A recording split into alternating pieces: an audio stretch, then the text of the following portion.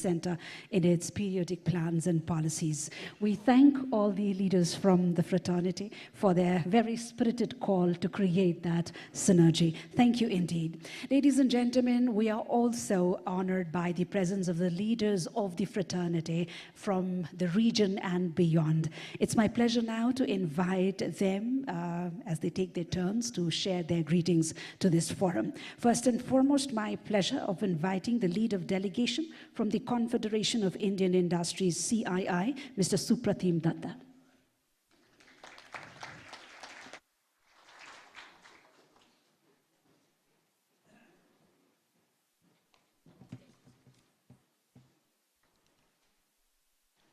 Right Honorable Prime Minister, Mr. Pushpakamal Dahal, distinguished guests, ladies and gentlemen, it is a great privilege for CII to participate in the third edition of the Nepal Investment Summit.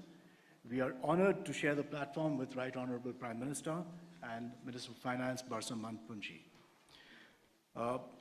Excellency, CII had a very productive and insightful meeting with you just about 2 weeks ago during the 58th AGM of the FNCCI. Your vision statement for Nepal, the potential that Nepal holds for us, has bolstered the confidence of the Indian enterprise in Nepal's economic potential going forward. The CII, on its part, is a strong believer in the enduring relationship between India and Nepal. Our ties go far beyond trade and commerce.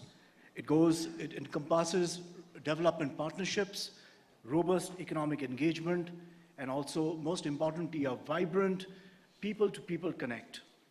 Today, we have an opportunity to build on this momentum, the momentum that can explore new avenues of collaboration, India's vast consumer base, advancements in technology, and entrepreneurial spirit can serve as a catalyst for Nepal's economic development.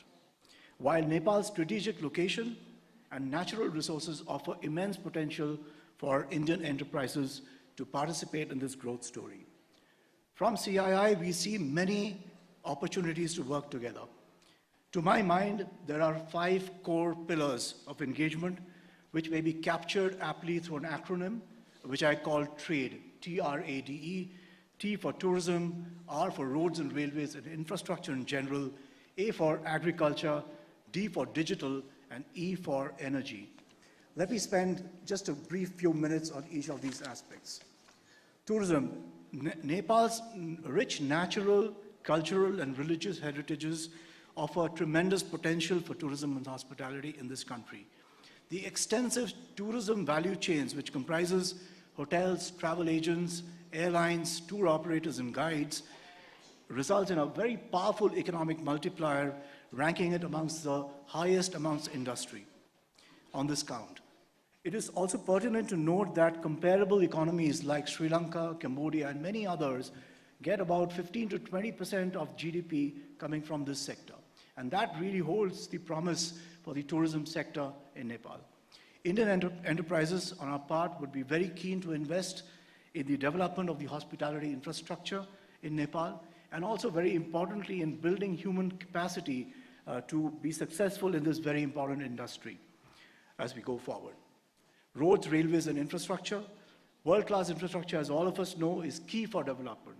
On the one hand, it is a prerequisite, in a manner of speaking, for boosting economic activity, but it's also, on the other hand, a force multiplier for job creation and for private consumption.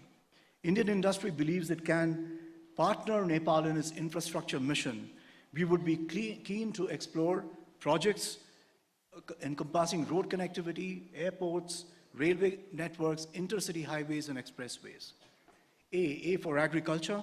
Agriculture remains a very significant contributor to the GDP of Nepal. It's about 25%, but importantly, it also contributes 60% or employs 60% of the total workforce in the country.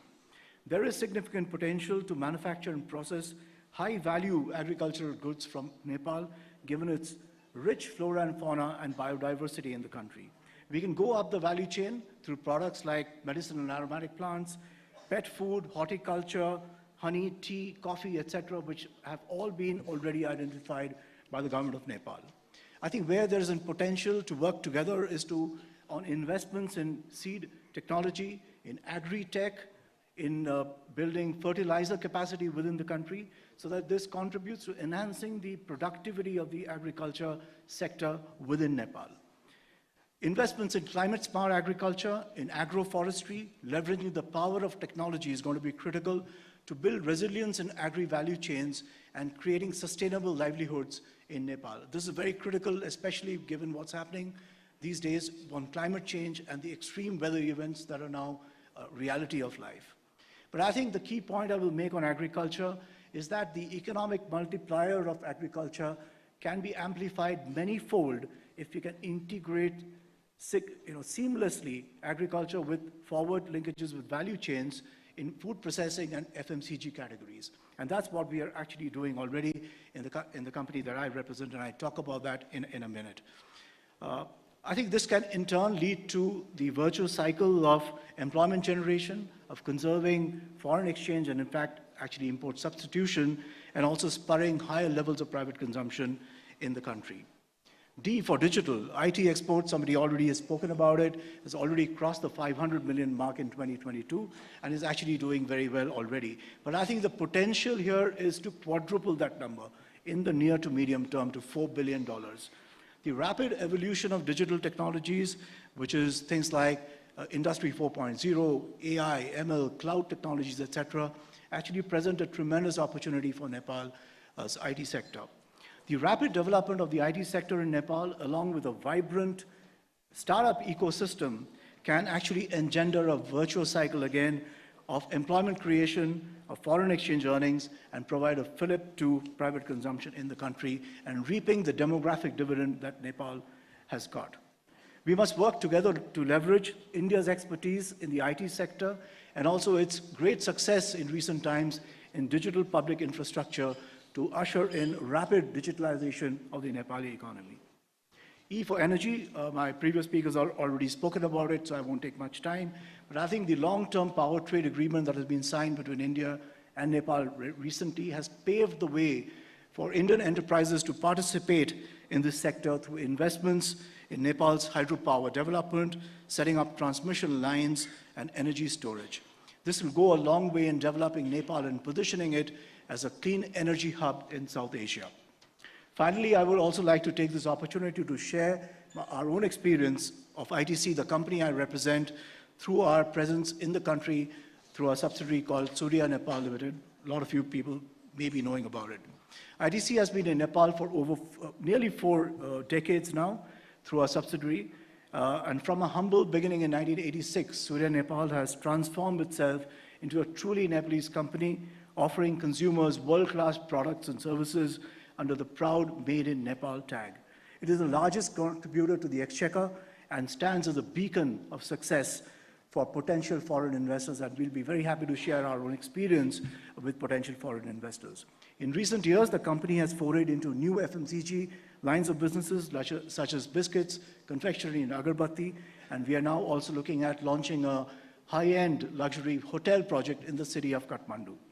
We remain focused on scaling up these businesses as also our existing businesses in the years to come. Finally, on behalf of CII, I would once again like to express our thanks for giving us the opportunity to share our thoughts. We look forward to working closely with you and contributing to Nepal's growth stories in the years to come. Thank you. Thank you, sir. Thank you indeed. Ladies and gentlemen, with great pleasure, now I invite to share his remarks the Senior Vice President for South Asia of the United States Chamber of Commerce, Ambassador Retired Atul Keshav.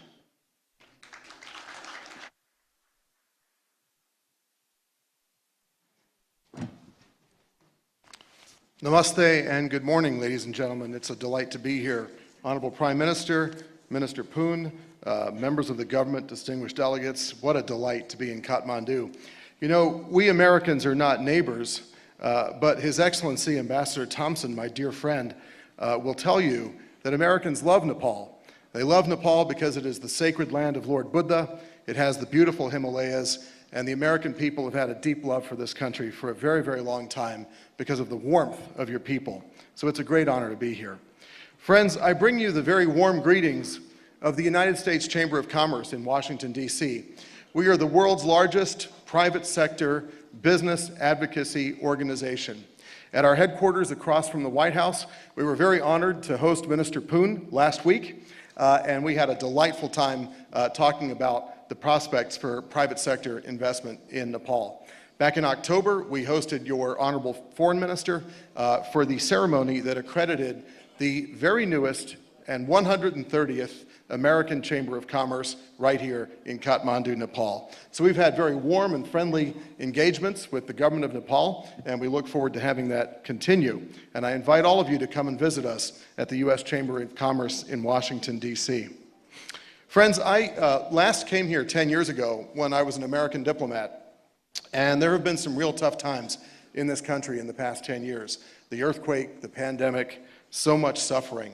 But what has really lifted my heart with joy in these past 2 days in Kathmandu is the amount of progress that Nepal has made despite these tough setbacks. The fact that you're having this wonderful summit, that you have a growing stock market, that you have a growing GDP, growing personal wealth is really remarkable. At the United States Chamber of Commerce, we believe in the Founding Fathers' credo of life, liberty, and the pursuit of happiness. And we want that for Americans, and we want that for all of the people of the world. And it's a delight to see Nepal doing well.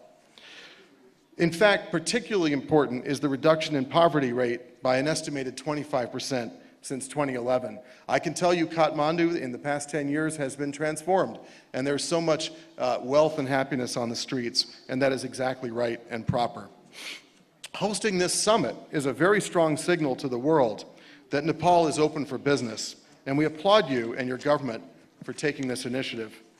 The United States Chamber's mission in Nepal is twofold. First, we wish to support and recognize and celebrate the accreditation of the newest American Chamber of Commerce, and we really appreciate all of their hard work over the past 3 years to become accredited. The AmCham Nepal has the full support of the American business community because they are the representatives here of that community, and they are the leaders who will help drive private sector investment and facilitate commercial exchanges between the American people and the Nepali people.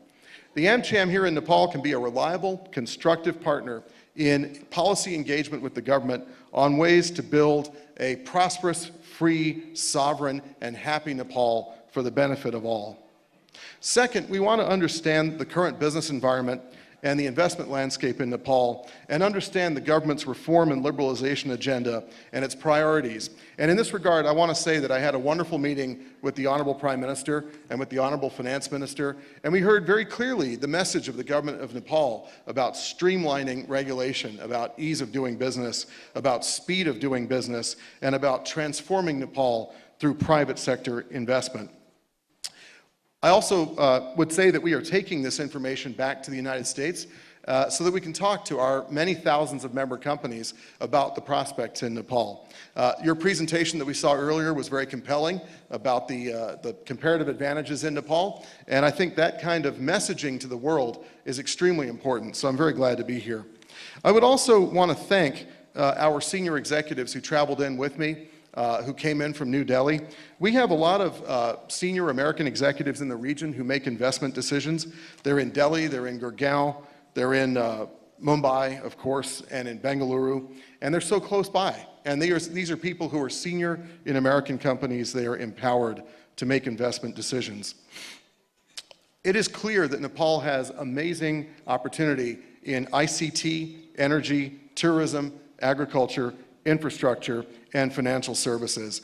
These are areas of great interest for American companies. ICT particularly, I feel, can be a game changer. American digital economy companies are the leaders in the world, and they are interested in what's happening in Nepal. You have a wonderful demographic dividend. You have a fantastically talented and increasingly skilled populace, and this could be a real hotspot for American digital economy companies. In a way, Nepal can take full advantage of this by ensuring that the regulations that govern the digital economy are as competitive as possible. Because these companies, being digital, can hire wherever the best policy opportunities are. And if the policy and regulatory framework in Nepal is good, they will come. Friends, the development and unlocking of Nepal's rich hydropower resources through effective regulations and policies can also position the country as an energy hub and an exporter to the wider region, which will fuel considerable growth in this region and in Nepal, and of course generate tremendous amounts of revenue and prosperity for the Nepalese people. Clean energy could also sustainably fuel further investment in Nepal, particularly in energy-intensive products such as servers and data centers, especially relying on clean and renewable energy. Friends, while there's a lot that's been accomplished, and I really appreciate the rhetoric and the clear policy signals of the government of Nepal, I think that there's always more to do, and this is where American companies play a role. American companies have been in Nepal for decades. They are responsible stakeholders. They adhere to the very highest levels of ethics and managerial and technological excellence, environmental stewardship. They are very large employers in this country. They pay substantial amounts of taxes. They touch the lives of millions of people in this country, and they are working to build a better and happier life for all of the people of Nepal. Companies like MetLife, Coca-Cola, our digital economy powerhouses are deeply dedicated to the happiness and prosperity of this country.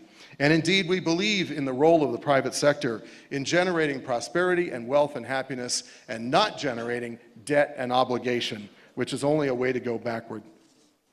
Creating a more level playing field for foreign companies, building regulatory predictability and mechanisms for stakeholder inputs, and focusing on ease and speed of doing business will generate further investment in Nepal.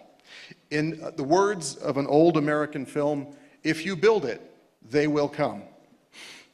We commend the government for its actions in many of these areas, and we appreciate very much the government's efforts to obtain Nepal's first sovereign credit rating and working to pass the electricity bill. We believe that a commitment to lasting reform will enable Nepal's business environment and private sector truly to flourish and generate sustainable, inclusive, and resilient growth for Nepal's citizens. And friends, may I say from my regional perspective, it is clear that the next 20 years in this region could be completely transformative. If you look at the demographic advantages, if you look at the regional and collective effort and the amazing, amazing demographics of South Asia, I think that you could see a transformation in the lives of the Nepali people over the next 20 years that is going to greatly enhance your prosperity and your happiness.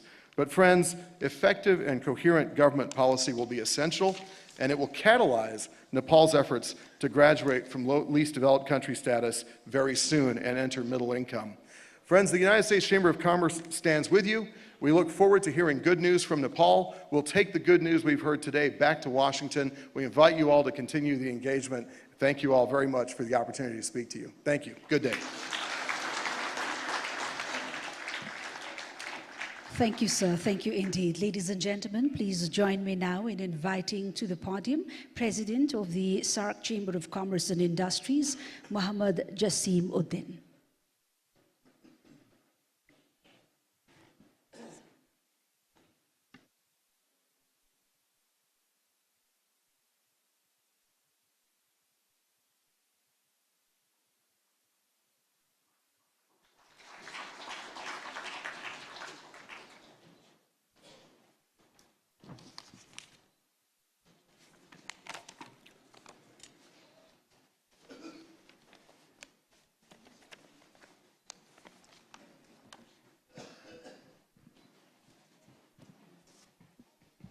Right Honorable Prime Minister of Nepal, Mr. Pushpa Kamal Dahal, His Excellency Finance and the Honorable President of Nepali Federation Chamber of Commerce and Industry, other dignitaries in the dais, the Honorable Ministers, diplomats, business leaders, distinguished guests, members of print and electronic media, ladies and gentlemen, Assalamu alaikum and very good morning to you all.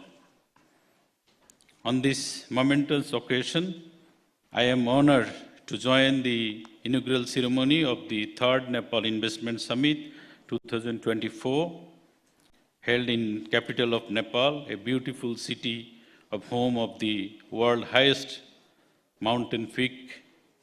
On behalf of Shark Chamber of Commerce and Industry, I extend my heartfelt gratitude to the government of Nepal and the supporting organization for their dedication in hosting this prestigious summit for third time.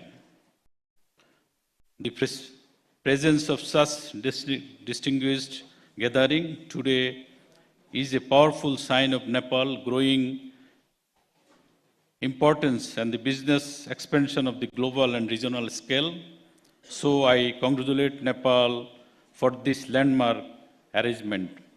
Distinguished guests, today's investment summit serves as a springboard for the further networking and the continuing potential investors, developers, national and global business leaders, policymakers, and other key stakeholders. This vital exchange will showcase Nepal's opportunities as a top investment destination. The SAARC region boasts immense potential, the vast market, a young and dynamic and the diverse resource. As a president of SAARC Chamber of Commerce and Industry, I am particularly excited about the future prospect and trade and investment between Nepal and the SAARC countries. However, we must also acknowledge the first challenge invite like South Asian Free Trade Agreement, the SAFTA and the SAFAs have yet to reach the South Asian, their desired potential. Inter-regional SAARC trade remains below 7%. The NAFTA, this figure is over 40%. The 56% in EU countries and 22% is ASEAN countries, and the 5.36% is the Commons. Excellencies, it is highly relevant to triple this year many of the fresh starters, the regional trade and the activity, the Ankara, the Akaura and Agartala rail link between India and Bangladesh was integrated recently. Similarly, India, Sri Lanka ferry service has resumed after 40 years, and the Bhutan, Bangladesh have entered into an agreement enabling the Bhutan use Bangladesh railways, airways, seaport, waterways, and the road transit. In addition, South Asian countries, particularly Nepal, Bhutan, and Northeast India, possess immense potential for the hydro power generation. The first ever regional energy market has been functional with the participation of India, Nepal, Bangladesh. This traditional activity highlights the hydropower and the central theme of the unlocking border benefits between Nepal and Bangladesh. We are looking forward the regional electricity market with the increase the energy synergy of the clean energy resources and the tapping immense hydropower potential in Nepal and Bhutan for low-cost energy crisis across the SAARC. The region also largely untapped the strategic manufacturing and trade hub that can be revitalized through investment, energy, agriculture, infrastructure, green business, logistics, and the connectivity, pharmaceutical, FMCG, healthcare, and startups with the innovation and driving sector add regional respect. To move forward, it is essential for the government to reason for creating business-friendly parallel policies, reducing trade and transport costs, and the transit the time along the regional corridors. The natural beauty of the rich cultural heritage South Asia, including both Nepal, Bangladesh, make them popular tourist destination. By joining forces, joint initiatives, we can create win-win situation for all the involved. Collaboration can extend both beyond energy, e-commerce, educational exchange programs, secondary, tertiary, and the technical levels. This foster skill as well develop the workforce across the region. In this era of fourth industrial revolution, digitalization has been opened new avenues for the innovation, efficiency, and the inclusion, bringing new possibilities and the individuals, organizations, and nations. Significant advanced digital technologies have driven dynamic changes for the way we communicate, the access of information, to how we conduct the business. Following these changes, new drivers and the considerations are also emerging, especially for cooperation in skill development, harmonize the regulatory framework, and the cyber security measures in essential. So, despite the challenge, I am confident that we can build a more vibrant future for regional trade. Cooperation during COVID-19 pandemic, notably vaccine access, financial support, and the food supply, and the example of the new dimension of our regional ties. Let us leverage this summit as a platform for address the first shortcomings by streamlining the regulations, fostering across-border collaboration, and the investing in the infrastructure. We can unlock the true potential of SARC. In conclusion, I would like to stress the importance of the South Asian regional cooperation.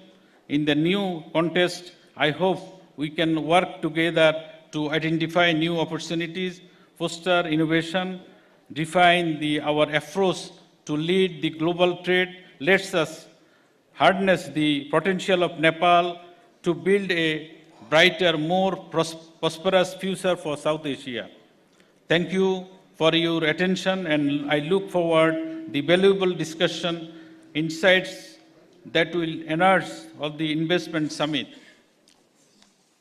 Thank you. Together, we can create a more prosperous and the interconnected South Asia.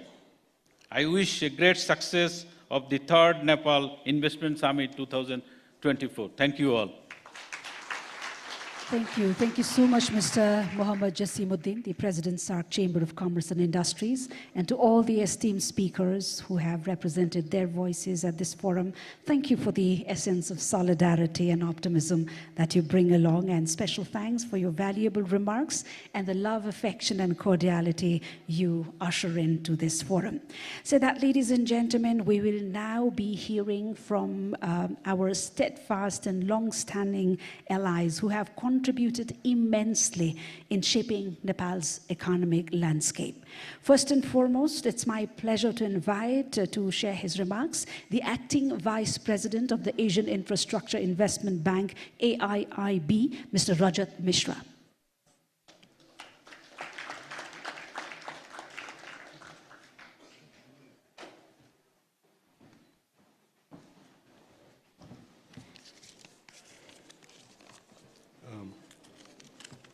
Right Honorable Prime Minister, Your Excellencies, dignitaries, ladies and gentlemen, Namaste.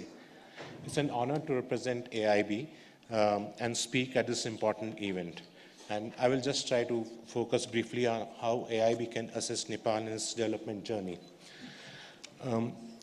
Nepal is at a historic cusp, scheduled to graduate from category of LDC to medium income country very quickly.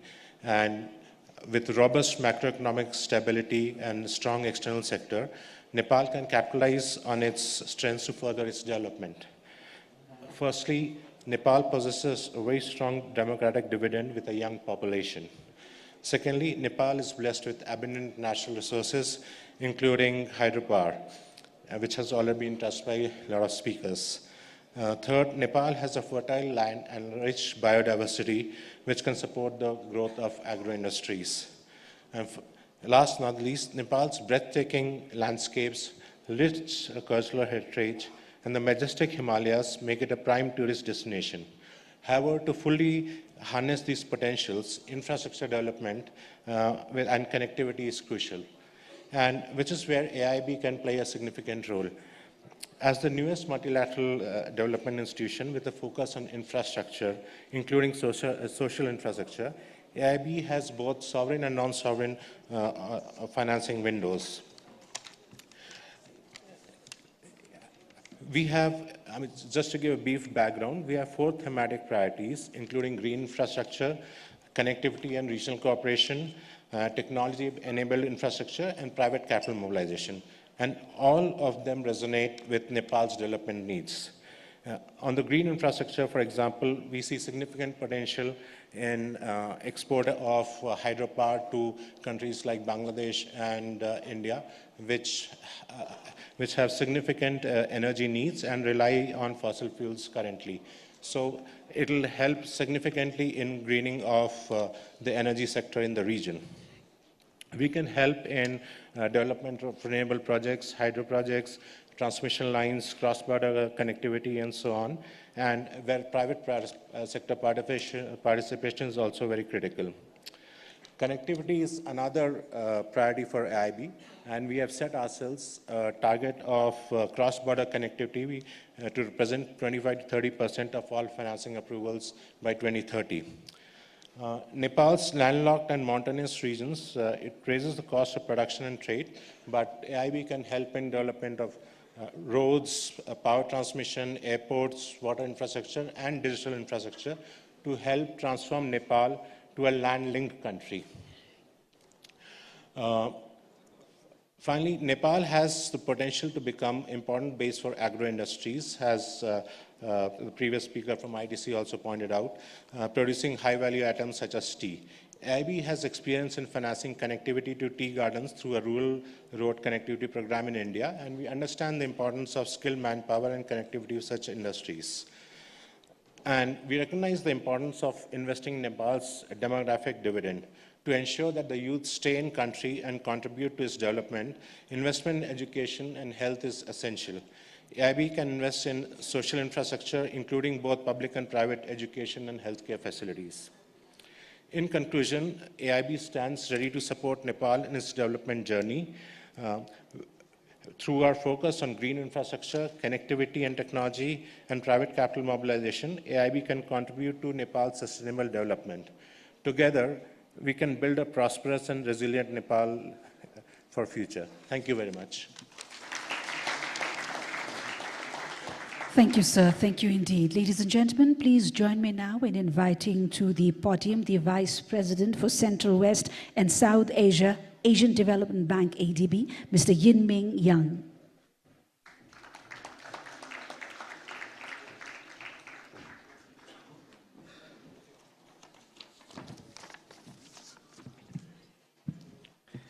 Honorables, Excellencies, ladies and gentlemen. It is a great honor for me to participate in this summit. On behalf of the Asian Development Bank, let me extend our warmest congratulations to the opening of the third summit. Nepal is at a critical stage of welcoming investors by showcasing important progress in improving the business climate in recent years.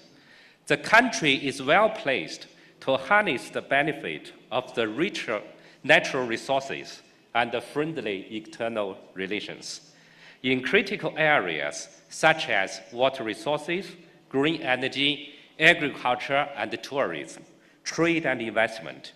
In my remarks, I will touch upon ADB's operations in Nepal and share our views on priorities for promoting investments. ADB is seeking opportunities to expand our private sector operations. Our investments include a hydropower project, lending to SMEs, including women-led business, partnership on trade finance with financial institutions, and the support through venture capital. ADB and the World Bank Group are currently preparing a joint approach for our forthcoming country strategies. The joint approach allows closely aligning all our operations during the period 2025 to 2029, including in private sector development. Coming to my views on how to promote investments, especially from the private sector, I would like to share a three-stream approach, namely upper, middle, and downstream support. On upstream support, ADB's sovereign and non-sovereign operations will collaborate under one ADB approach to introduce reforms to strengthen the enabling environment for the private sector development. Through a mix of our instruments, mainly policy programs, investment projects, and technical assistance, ADB works with a wide range of stakeholders to help pinpoint critical reforms and integrate them into our operations. Some key areas for strengthening the enabling environment for private sector include simplified permits and approval process in the areas of business registration, land permits, environment and social safeguard standards, investment repatriation, flexibility in hiring, and transparent and fair tax administration. Furthermore, ADB is developing a PPP roadmap for Nepal and will support priorities identified in the roadmap. ADB, in collaboration with International Finance Corporation, is also working with the government to obtain approval for ADB to issue offshore local currency bonds in the near term in order to enrich the tools for supporting a strong private sector development. Coming to mainstream support, ADB offers support for PPPs in the form of transaction advisory services at every stage of the project cycle. ADB deploys significant resources to support upstream and midstream activities for PPPs. ADB envisages some midstream opportunities for private sector support to be embedded in its sovereign operations, and will therefore screen each project at early design stage to identify such possibilities. For example, in the PPP roadmap for Nepal, our initial assessment shows the potential for PPPs in solid waste management, smart metering, solar parks, options and maintenance of roads and tunnels, consistent with ongoing federal reforms. Turning to downstream support, including climate finance, at Asia and the Pacific's Climate Bank, ADB aims to mobilize $100 billion in climate finance by 2030, and to increase support to climate change mitigation and adaptation to 75% of our overall commitment operations in terms of a project number. ADB supports the financing needs of our developing member countries, including the private sector, especially in meeting their climate goals and the net zero target. In Nepal, ADB expects mobilizing a combination of concessional resources and technical assistance to the private sector for large-scale climate initiatives. ADB will consider support for MSMEs, including women entrepreneurs, in niche product value chains, such as horticulture, medical and aromatic plants, and non-timber forest products. ADB will also explore opportunities for mobilizing long-term private financing for infrastructure development, such as electricity generation from hydropower and other renewable sources. We will also explore ways to scale up business models and technology solutions to increase their impacts, focusing on digitalization, gender equality, inclusive finance, and climate adaptation, in line with the government priorities. ADB will further endeavor to diversify into other segments of infrastructure, such as high-quality telecommunication services, clean and affordable transportation, urban infrastructure and services, and tourism infrastructure. In closing, I would like to commend the initiatives taken by the government to promote investments and reiterate ADB's strong commitment to assist Nepal in attracting private sector investments with both our knowledge and lending services, and in partnership with all the other stakeholders, including the business community. Finally, let me wish a great success of the summit. Thank you. Thank you, sir. Thank you indeed. May I now invite upon stage the South Asia Regional Vice President of the World Bank Group, Mr. Martin Reiser, to share his remarks.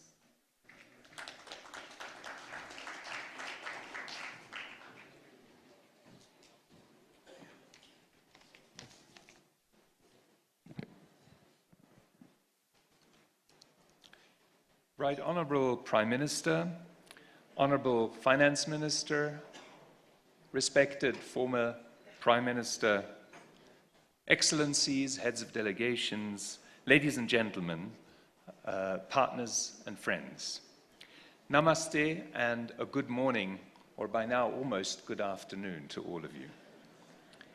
It's a great pleasure to be back here in Nepal and very exciting to participate in this third Nepal Investment Summit. I'm here with a delegation of colleagues from the World Bank, from the IFC, and from MIGA. We, as the World Bank Group, are here to support Nepal's commitment to transform the country into an emerging destination for global investment. There are many things for Nepal to be optimistic about, and a lot of them have already been mentioned.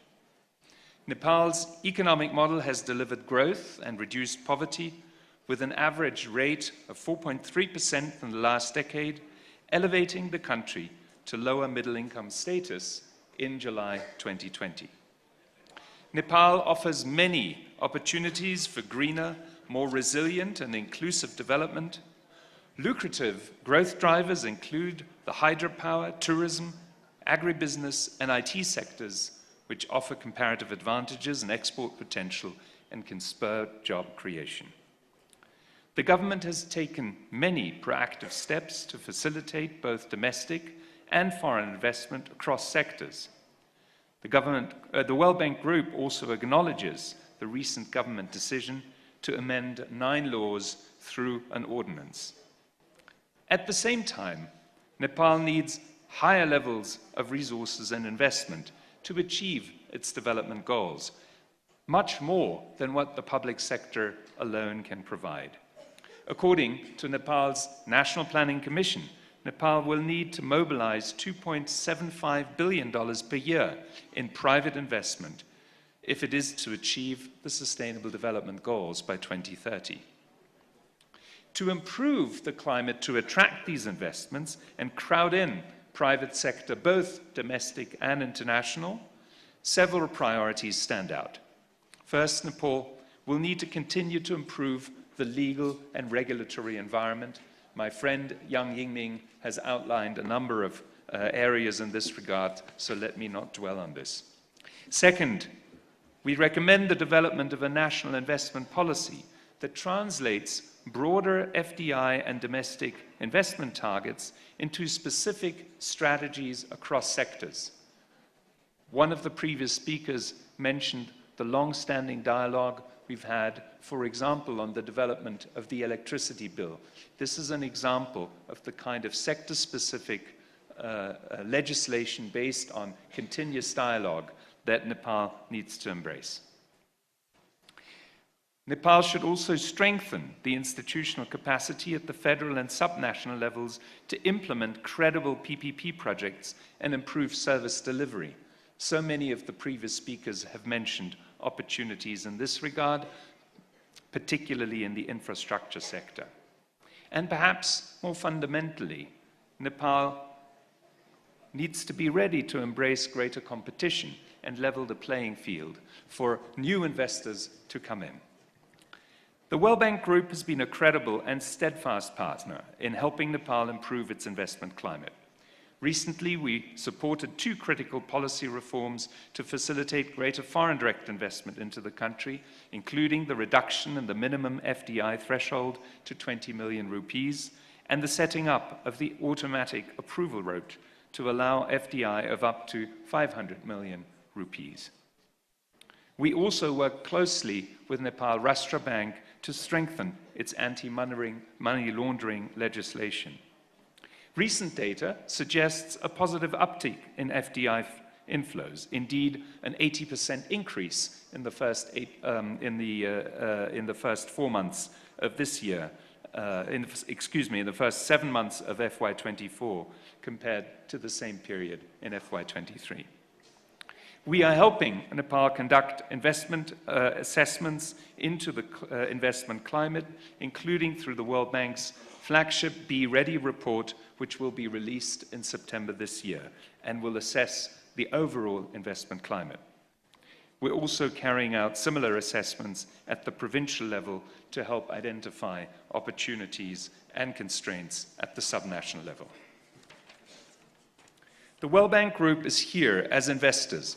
IDA, IFC, and MEGA offer financing models that can catalyze private investment and offer national and international stakeholders an unrivaled opportunity to strengthen development impact.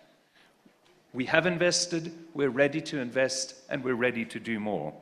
Indeed, jointly with our partners in the Asian Development Bank, we have recently signed an MOU to expand investments in Nepal's hydropower potential, including the flagship Upper Arun and Dutkoshi projects, with major expected benefits not just for Nepal's economy, but for Nepal's neighbors in South Asia. We are here as development partners to continue supporting the government's reform agenda, which is critical to unleash private sector potential.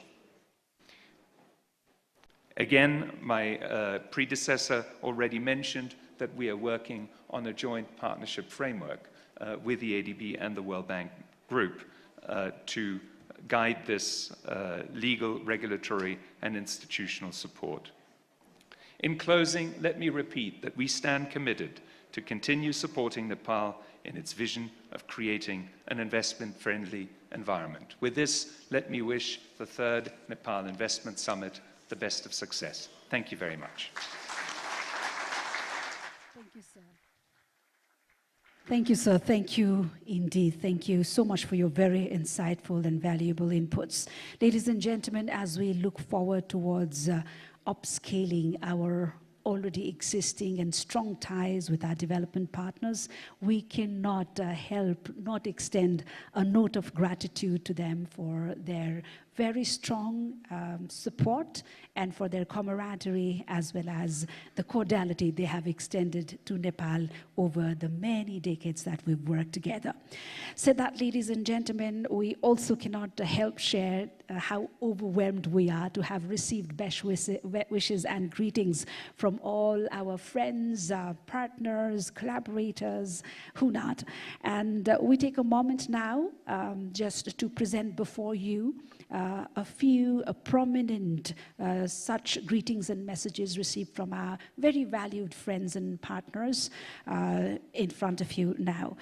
First and foremost, allow us to draw your attention towards the screen now as we play the video message received from the Secretary General of the United Nations Conference on Trade and Development, Her Excellency, Madam Rebecca Greenspan.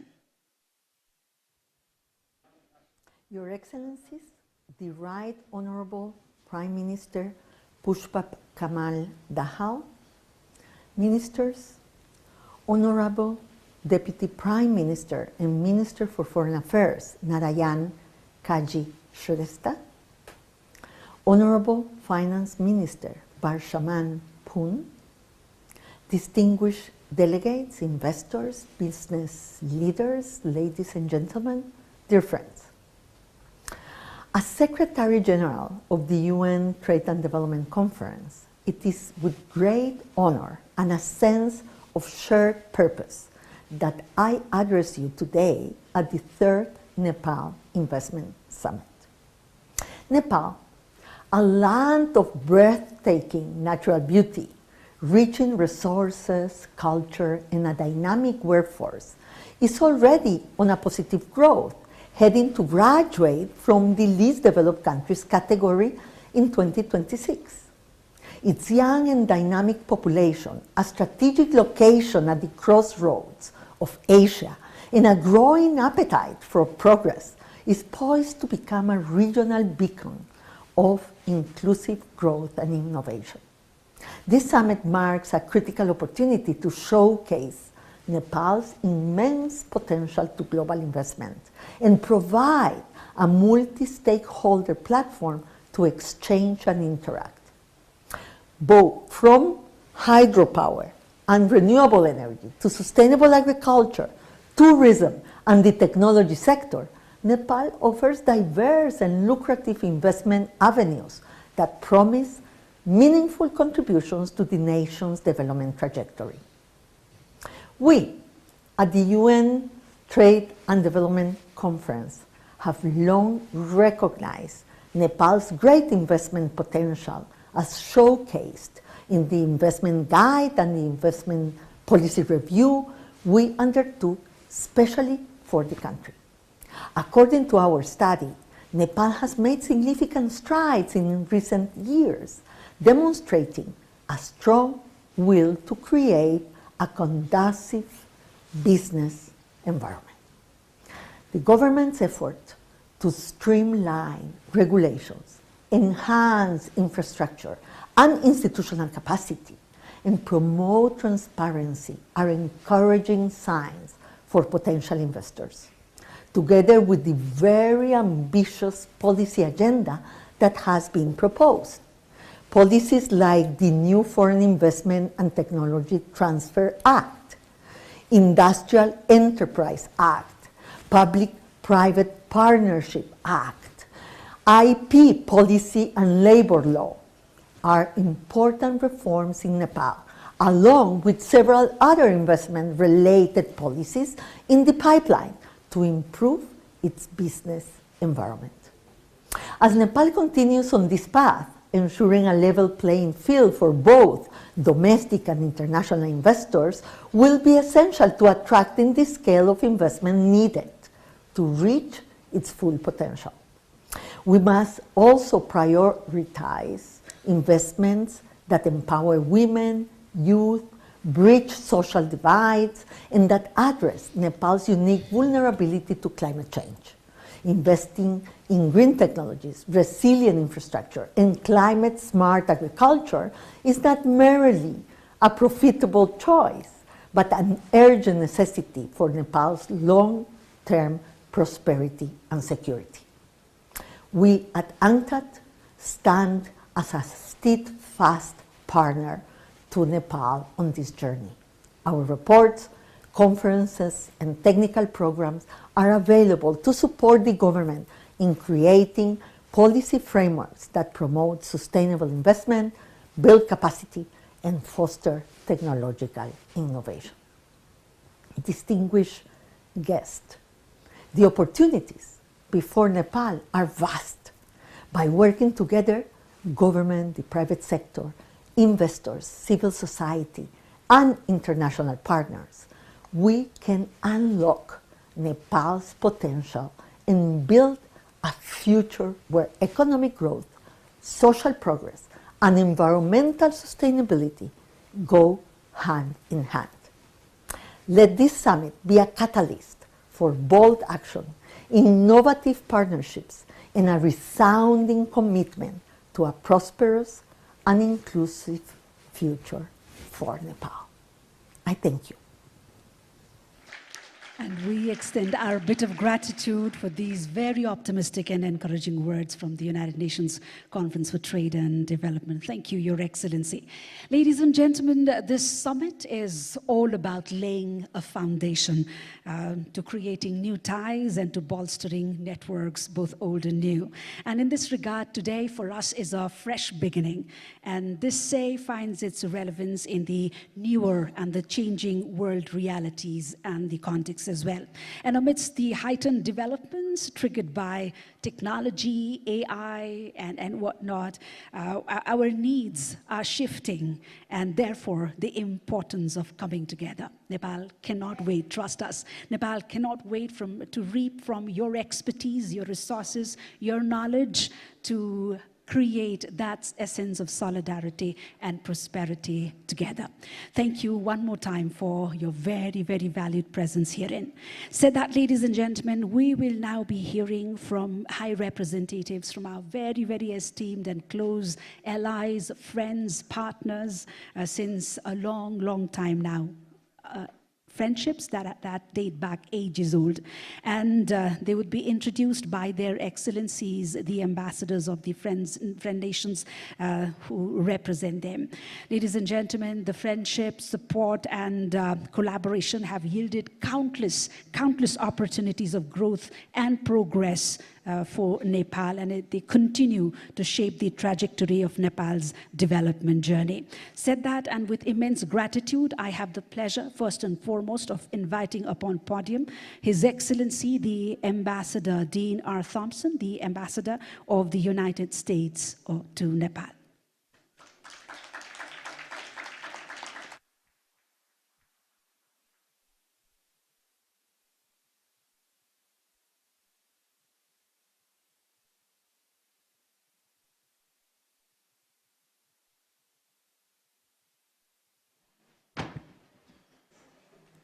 Honorable Prime Minister, distinguished members of the Cabinet, esteemed guests and participants, it's really a pleasure to be here to have an opportunity to introduce some friends of Nepal in our video.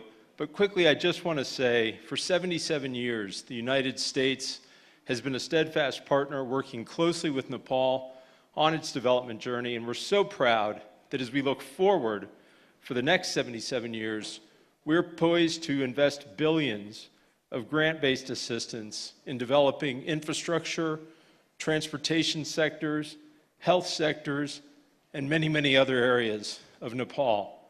And working together, we want to strengthen the business climate and make Nepal indeed a fine destination for investment. Congratulations on this summit, and I would turn people's attention to the video screens to see some friends of Nepal from Washington with their greetings. The United States is deeply committed to Nepal's economic future.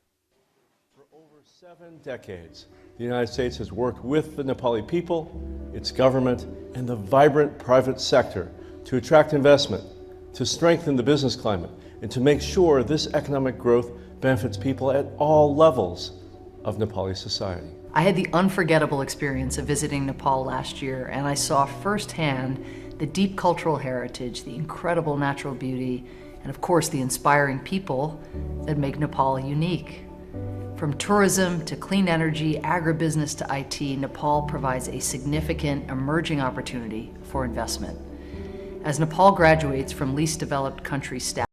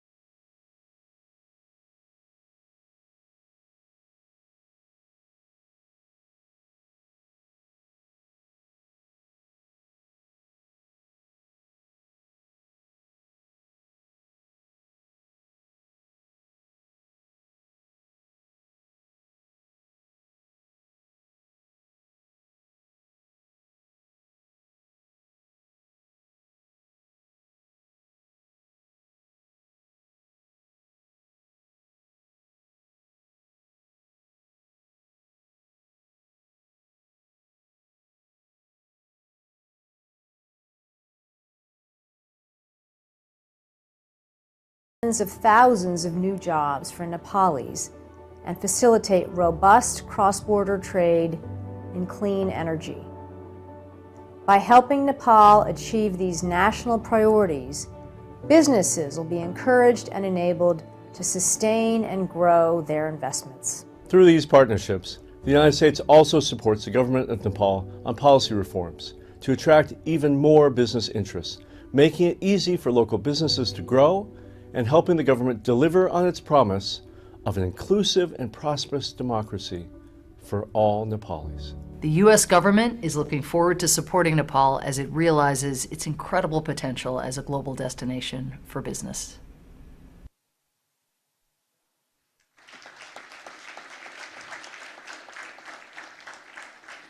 Without further ado, ladies and gentlemen, thank you, Your Excellency. Thank you indeed. May I now invite up on stage the Regional Director of the Foreign Commonwealth and Development Office, FCDO, Mr. Ben Mellor.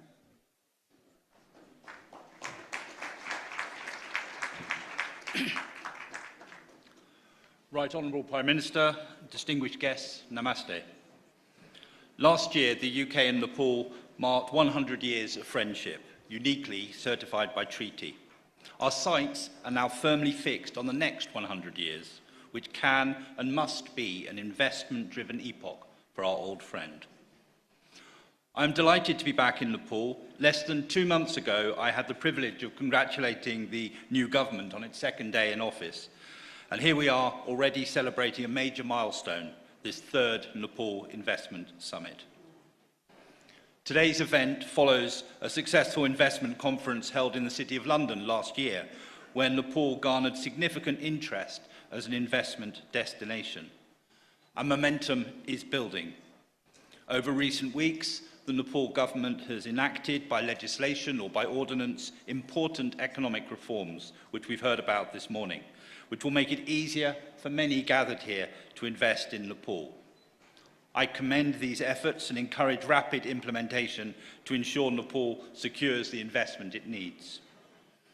As the UK Minister for Development underlined during his own recent visit, the private sector is the engine of development. Only the private sector can drive development and create jobs at the rate necessary to keep the kids in the country and consolidate Nepal's graduation from LDC status. This summit sets us on that path, mobilising domestic and foreign direct investment to upgrade infrastructure, harness hydro, expand big business, and build a market in which SMEs, the engine of employment, can flourish. I am delighted that our UK delegation at this summit reflects the full bandwidth of UK-Nepal economic relations.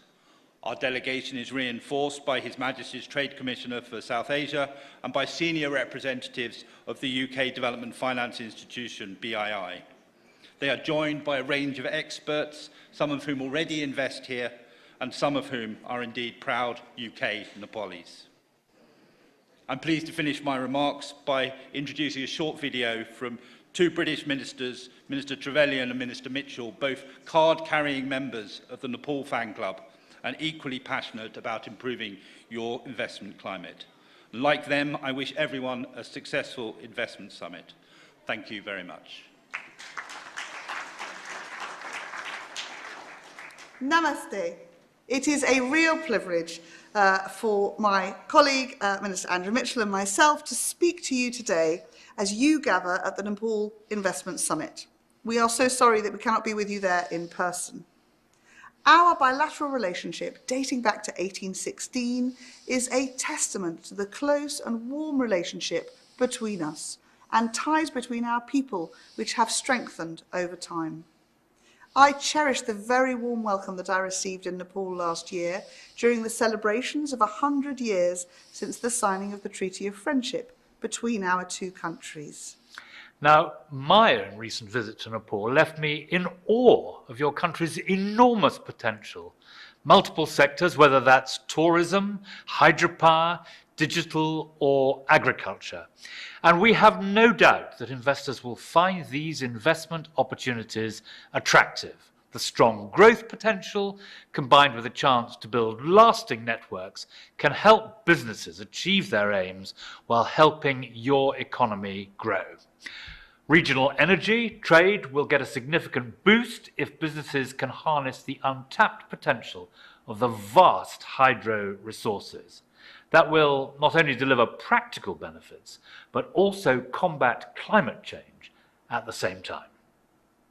Since 2012, we have supported Investment Board Nepal, which has mobilised over £1 billion in investments, including for the Arun 3 hydropower project. Our development finance institution, British International Investment, has committed £125 million in Nepal and is actively scoping new investment opportunities. And during my recent visit, I launched the UK's new development portfolio. Between now and 2030, we will provide £400 million to attract more than £1 billion in investment.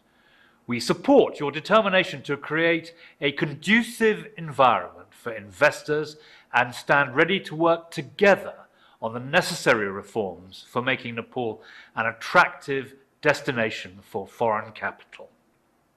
We hope that this summit will be a great success, and we look forward to working closely with you to further strengthen our partnership. Thank you. Thank you indeed.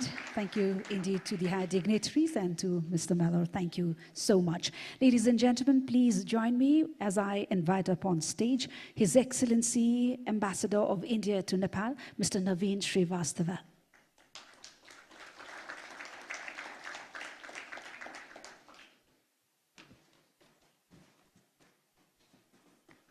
Right Honorable Prime Minister of Nepal, Pushpakamal Dahal Prachandaji, Honorable former Prime Minister of Nepal, Sher Bahadur Devaji, Honorable Finance Minister, Varsman Punji, other ministers of the Government of Nepal, distinguished guests, ladies and gentlemen. Thank you for giving me this opportunity to participate in the third Nepal Investment Summit and also to introduce the speech by our Commerce and Industry Minister, Mr. Piyush Goyal, who unfortunately cannot join us physically today because of the ongoing elections in India. Before the speech, let me share a few thoughts about India-Nepal relationship and economic relationship in particular, and what both our governments have done in the last few years to strengthen it further.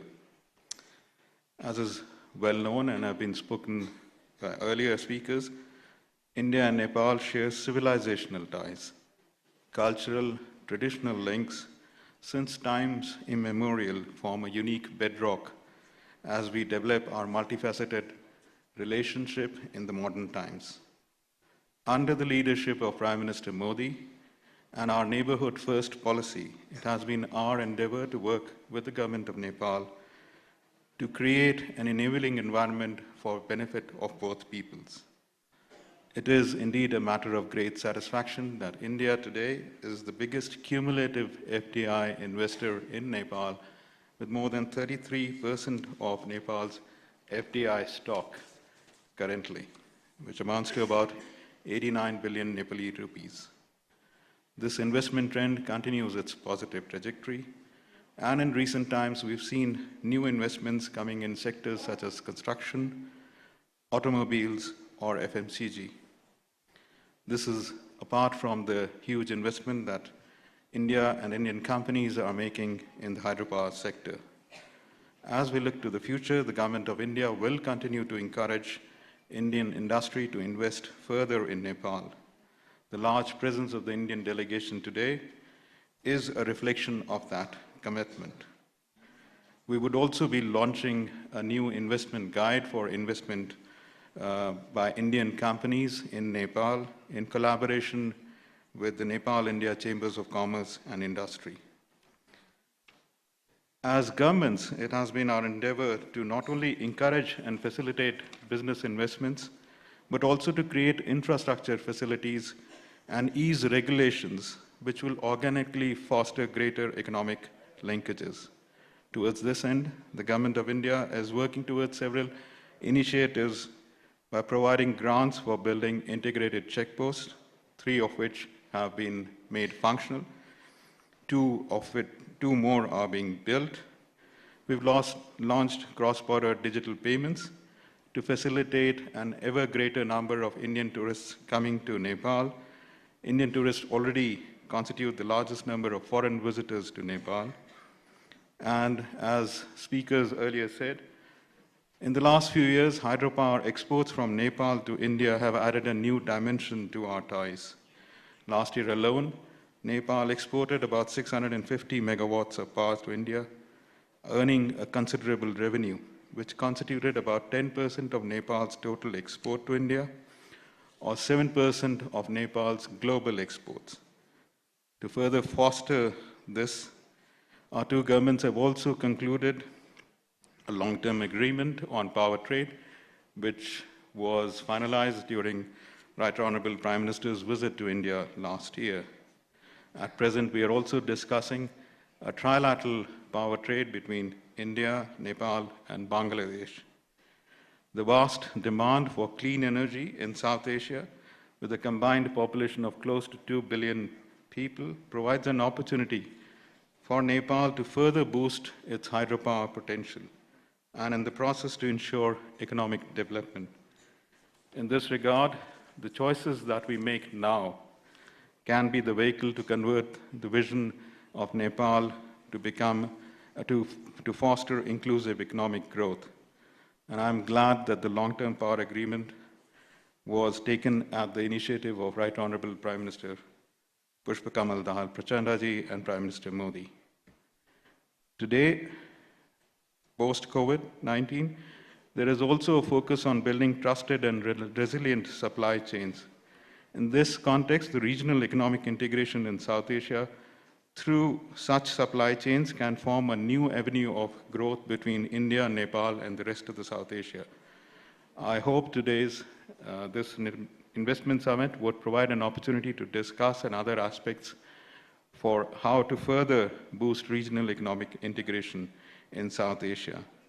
Before I conclude and invite you to hear our Minister for Commerce and Industry, Mr. Piyush Goyal, let me also thank both IBN and the government of Nepal, as well as other agencies, for putting together this fabulous event. Thank you.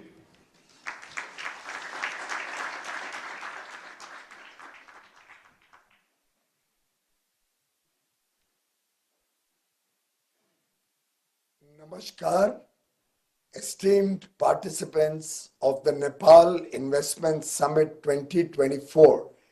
Truly a privilege and honor to address this august gathering. While I regret not being able to join you in person on this momentous occasion, I am confident that we will have many more opportunities to connect and collaborate in the future. I extend my heartfelt congratulations to the government of Nepal for hosting the Nepal Investment Summit 2024 under the theme Emerging Nepal.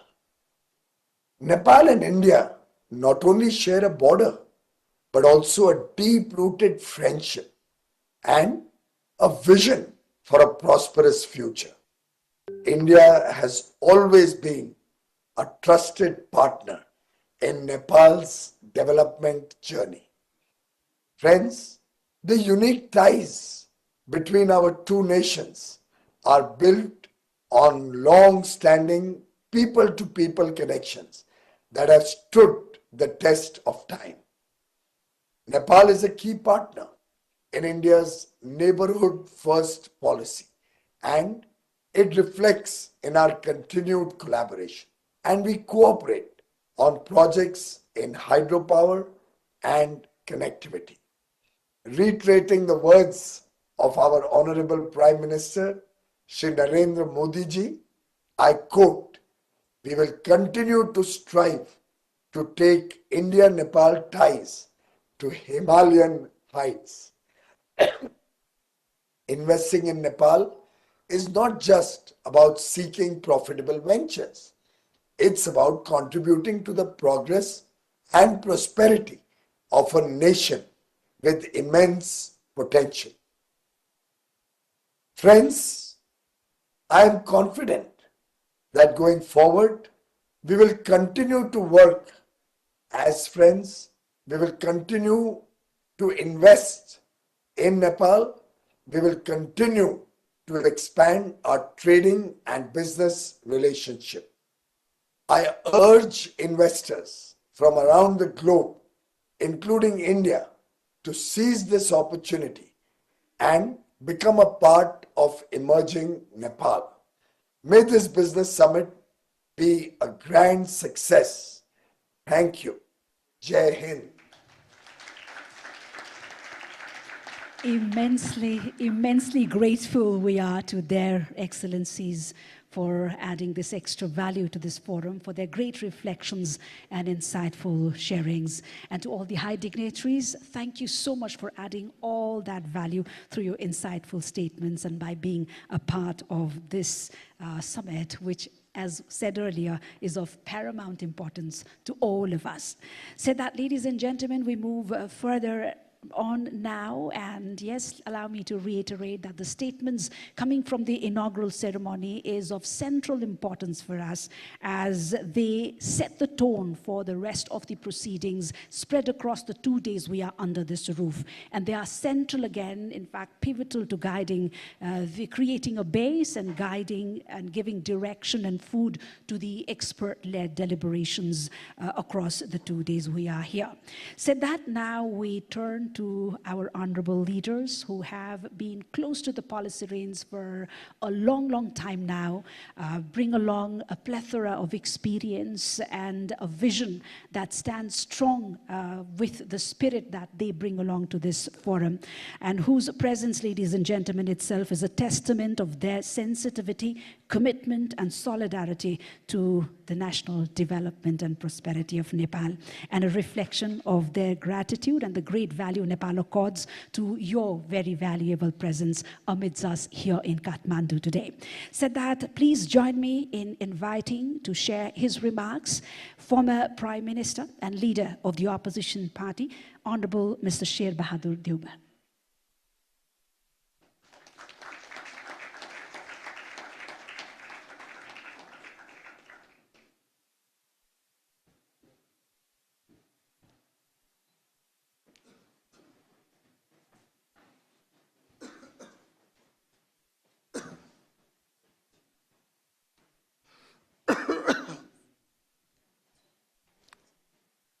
Right, Honorable Prime Minister, Mr. Pushpa Kamal Dahal Prachandaji, Honorable Ministers, Excellencies, leaders from the private sector, eminent business persons from around the world, ladies and gentlemen. A warm good morning to you all. Thank you, Prime Minister, for hosting this important summit and inviting me to speak a few words of this inaugural session this morning. Let me also extend warm welcome to our distinguished guests who have traveled all the way to Kathmandu to attend this summit.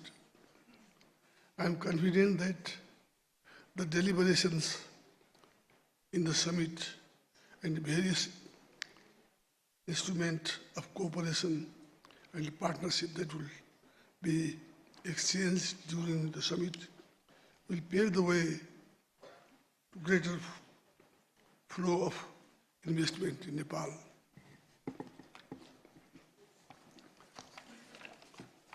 Nepal is still a least developed country. We confront huge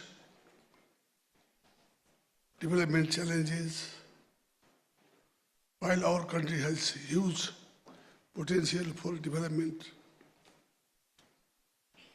We lack adequate capital and appropriate technology to realize development benefits.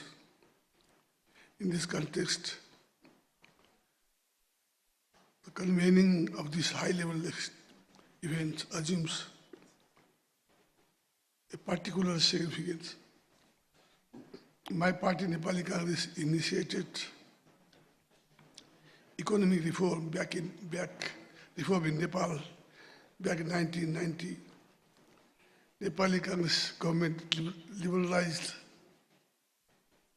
the economy, invited private sectors, and created a conducive environment for foreign investment.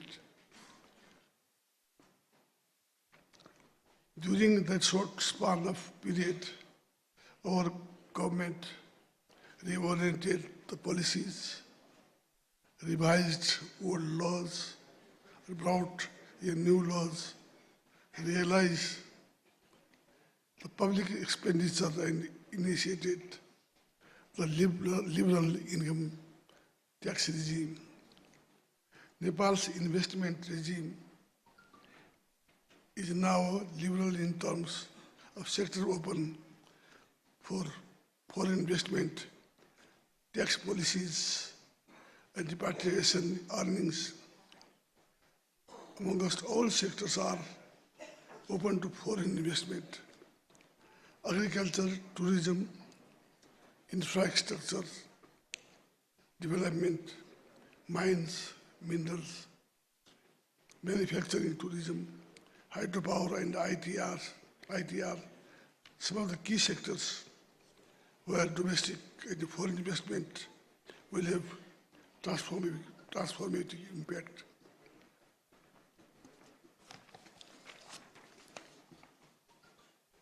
Foreign investment is protected by domestic law and various international instruments to which our country is party. I have come to know that the government has expressed its willingness to conclude bilateral investment protection agreement with various countries to promote Nepal as an attractive destination for investment. Flexible our law, demographic dividends with substantial share of young and energetic populations, reliable supply of electricity, availability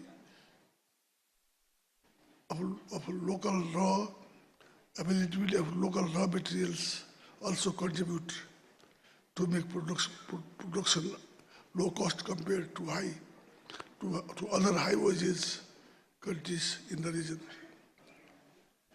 We have established one-stop service that includes the Investment Board of Nepal for large-scale project under the public-private partnership and Department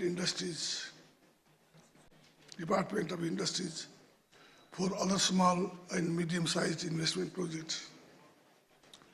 We have streamlined process to save time and energy for registration of companies and putting them into operation relatively within a short period of time. Less bureaucracy means faster decision making and quicker approval of proposals. Moreover, all major political parties remain committed to promote foreign investment in Nepal and come together to foster consensus on key investment-related issues. During my tenure as the Prime Minister, we implemented crucial reform. We aimed at the promoting foreign investment, boosting tourism, harnessing the potential of hydropower, revitalizing industries and agriculture, as the reform was not completed, I believe that the present government will continue to continue to the reform initiatives and create more conducive environment for the private sectors. Internal market is expanding with the increase in income. The peoples of external market is accessible due to geographical proximity and concessional trading facilities that we receive from our neighbors and other countries, other partners. Our two neighbors, India and China, offer huge market opportunity for Nepal. We also have supportive trading relationship with USA and EU. As foreign prime minister and the president of the largest and oldest democratic party, Nepal Congress, I would like to convey the following message. We pursue liberal economic policies where market and the private sectors have an important role to play in advancing economic development under a democratic framework.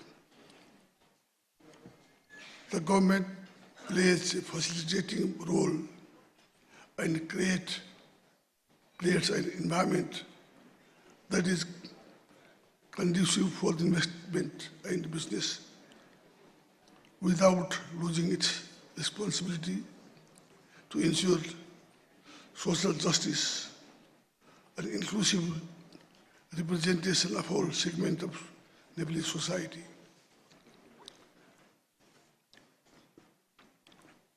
We live in the era of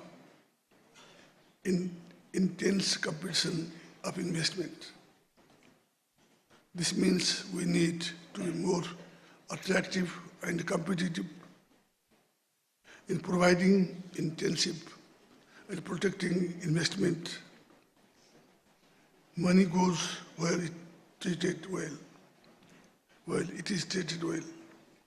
We continue pursuing reform in a coherent and practical manner to adjust our investment regime in the light of changes in the internal and external economic environment.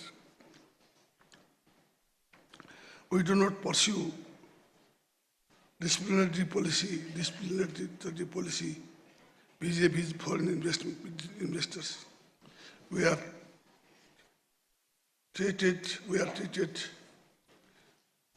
for with national investors. We welcome foreign investors as our valued guests. There are convincing examples we provide that foreign investment in Nepal is profitable. Some of the multinationals working in Nepal have been able to repatriate a good amount of dividend over the years. Please come to Nepal and invest in our economy. That will be beneficial to you and our people. We will provide you a full protection, assure that our sustained cooperation from start to finish. We will cherish our partnership for development and prosperity. Your contribution in supporting Nepal in its endeavors to infrastructure, in its endeavors to transform economic landscape will be highly valued. The time is of essence, time of essence. Nepal has huge untapped potentials. I believe that with our common efforts, we can make a difference. I wish our international guests a pleasant stay in Nepal and a productive deliberations. I also wish to thank all the success to the summit. Thank you very much, Jai Nepal. Thank you, sir. Thank you indeed for your great reflections of solidarity and commitment, and of course for the acknowledgements. It's been a sheer beauty of this forum, ladies and gentlemen, since the very beginning, of our leaders standing strong together when it comes to issues of national prosperity and welfare. Thank you one more time to Honorable Sher Bahadur Deuba. Said that, ladies and gentlemen, it is my pleasure to draw your attention now to a significant moment of collaboration and commitment. And trust me, this is just the beginning. And today, in the gracious presence of the Right Honorable Prime Minister, Mr. Pushpakamal Dahal Prachanda, and reflecting the spirit of partnership and progress, we shall witness the signing of a few MOUs. The stage has been set for it, and again I reiterate, this is just the beginning with a very eventful summit that will be being held here at the Solti Hotel with so many events, B2Bs and other special events lined up. We are looking forward to many, many more. And these MOUs, these partnerships, these networkings, which are fostered here at this very forum, would be our soul, our engine, and the driving force that would take us further ahead for many, many years to come. And with this hope and confidence, it's my pleasure now to invite the signatories for the first MOU, which is between the BLC Group Nepal and Yota Data Service India. And this is for the establishment of world-class data center, cloud services, and artificial intelligence platform services in Nepal. May I invite the signatories, namely from Yota, the CEO himself, Mr. Sunil Gupta, and representing Nepal, Director of BLC, Ms. Megha Chaudhary.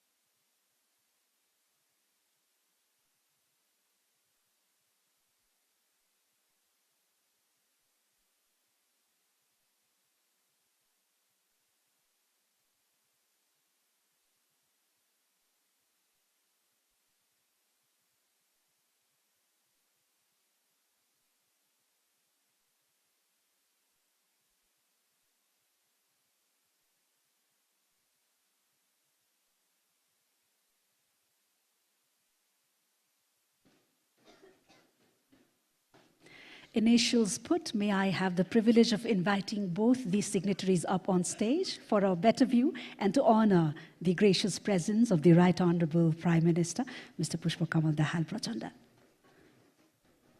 Ladies and gentlemen, this is the MOU between BLC Group Nepal and Yota Data Services India for the establishment and operation of data center.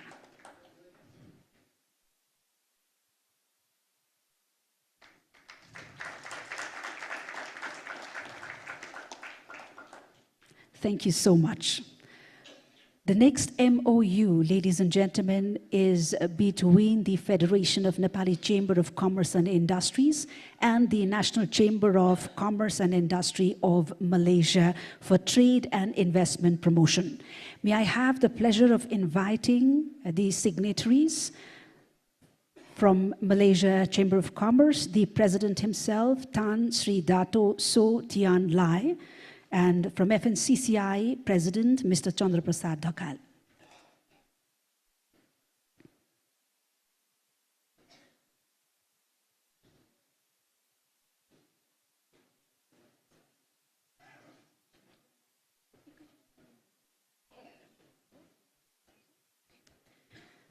Ladies and gentlemen, we will we are witnessing the signing of two MOUs simultaneously. One was the one I said earlier on trade and investment promotion. The second is between FNCCI and the Federation of Malaysian Manufacturers for Trade and Investment Promotion, with the signatories, Mr. Chandra Prasad Dhakal from FNCCI and Tan Sri Dato So Tian Lai, the president of the Malaysian National Chamber of Commerce and Industry. The second MOU is for trade and investment promotion. May I invite the signatories up on stage to honor the gracious presence of the Right Honorable Prime Minister.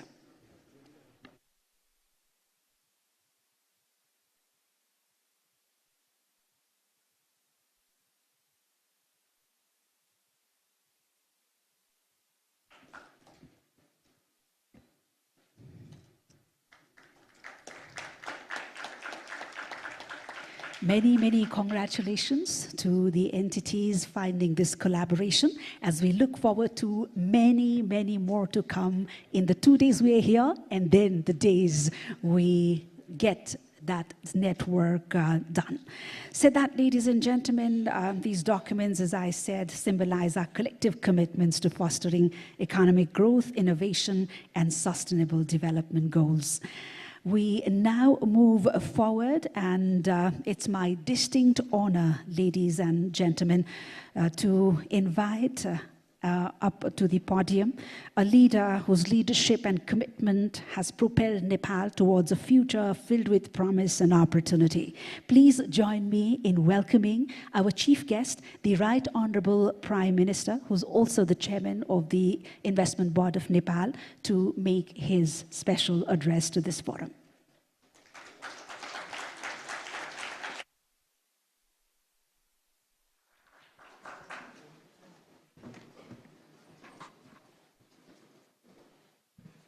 Honorable former Prime Minister, my cabinet colleagues, distinguished delegates, esteemed guests, ladies and gentlemen, very good morning and namaste to everybody. At the outset, I extend my warm welcome to you all to the third Nepal Investment Summit 2024. Today marks a momentous occasion in our journey towards economic prosperity and sustainable development. As we gather here, I am filled with profound optimism and confidence that Nepal is emerging as a premier investment destination, offering boundless opportunities for global investors. Nepal is the land of Gautam Buddha, Mount Everest, and brave people. Equally, it is a country that wholeheartedly welcomes foreign investment. Nepal stands at the center of opportunities, welcoming investors with its untapped potential. Our unwavering commitment to liberal economic policies lays the foundation for a vibrant and investor-friendly business environment. We are strongly committed to carry out continuous reform to facilitate the investor, industrialists, innovators, and easing of doing business. In this context, the government of Nepal has recently amended 8 different laws governing business and investment regime. I believe this boosts the investor confidence to invest in Nepal. Distinguished guests, as a nation of peace and stability, we have created a conducive environment for economic growth and prosperity. The federal system of governance ensures a balanced development approach, fostering social and economic transformation across the nation. Nepal provides a number of incentives to foreign investors, including a robust regulatory framework, provision for the avoidance of double taxation, protection of intellectual property rights, competitive corporate taxation, among others. Government of Nepal has recently approved the framework of Bilateral Investment Agreement, BIA, which aims to protect and promote bilateral investment. I encourage all of our friendly nation to consider signing the BIA at the earliest. Our liberalized policy encourages foreign investment in prioritized sector. Our skilled workforce and low labor cost present an attractive proposition for international investors. Provision of national and non-discriminatory treatment to all FDIs and guaranteed the repatriation in foreign currency further enhance the attractiveness of the investing in Nepal.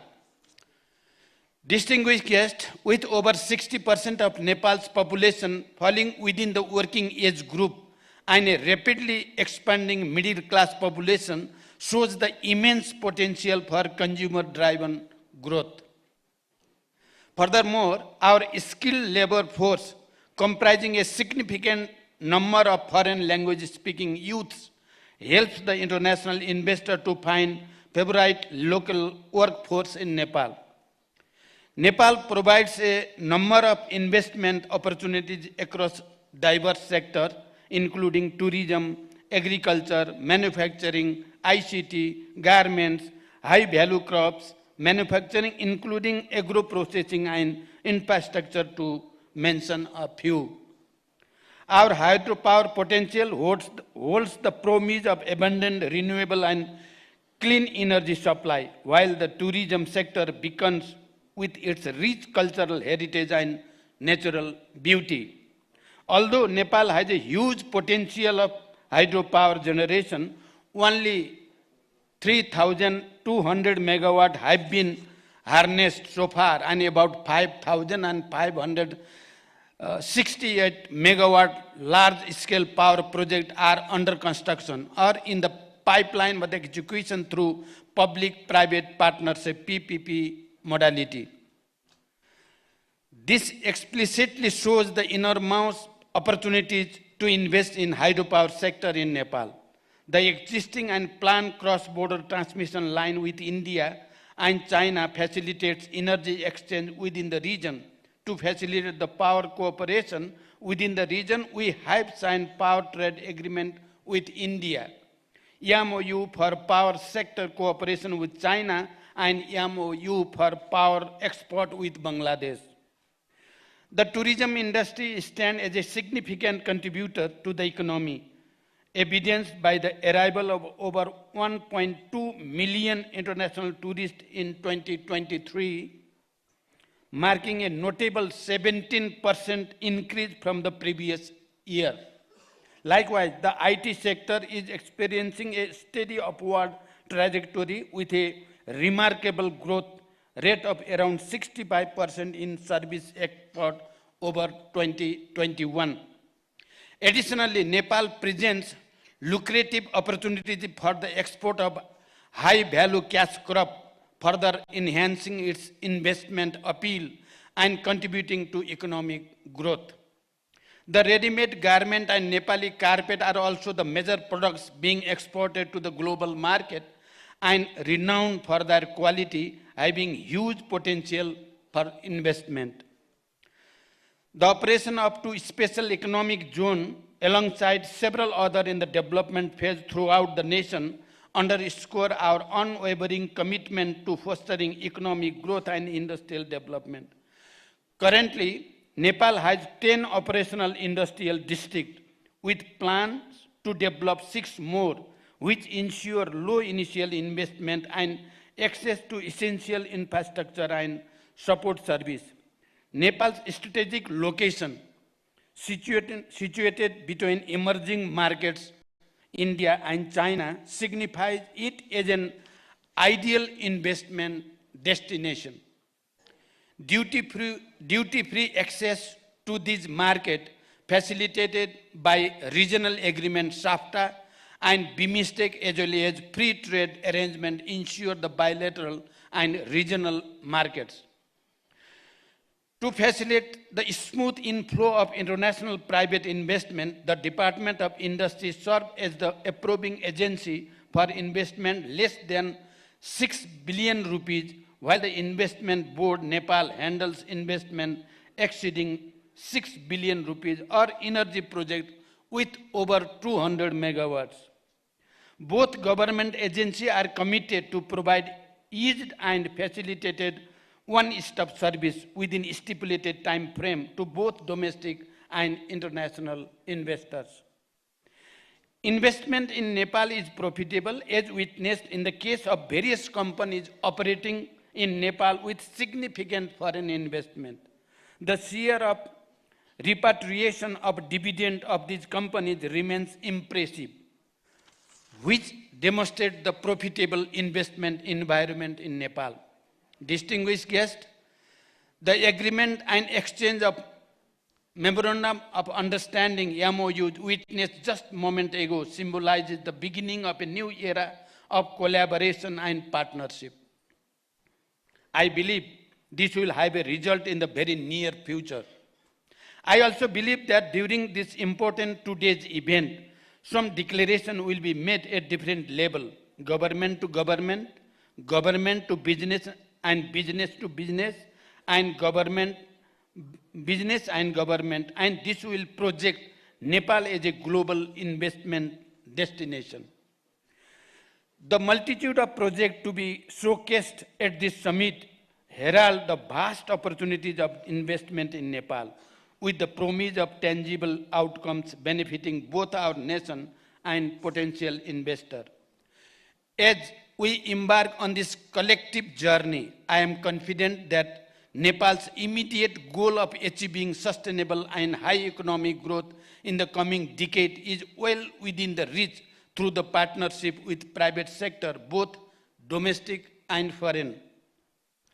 With the collaboration and support of all, I am optimistic that we will harness Nepal's economic potential and chart a course toward economic transformation and prosperity. I believe that the presence of government and the leader of the opposition and the collective commitment for the environment clearly proves that Nepal is one in this mission. At the end, I express my warmest wishes to all the delegates for a fruitful and productive summit. We would be reaching to you to materializing the outcomes of this summit. May your time in Nepal be filled with inspiration, collaboration, and opportunity. Together, let us pave the way for a brighter future. Wishing you a pleasant stay in Nepal. Thank you. Thank you for your attention.